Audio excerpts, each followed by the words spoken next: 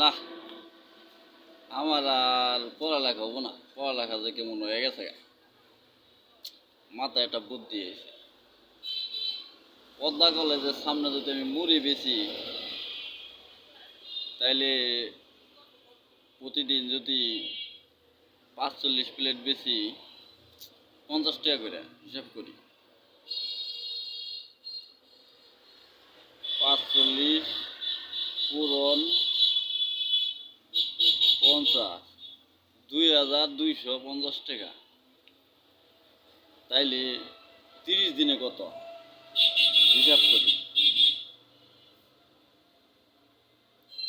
৩০ পূরণ ২০০, ২,২৫০, ৬৭,৫০০।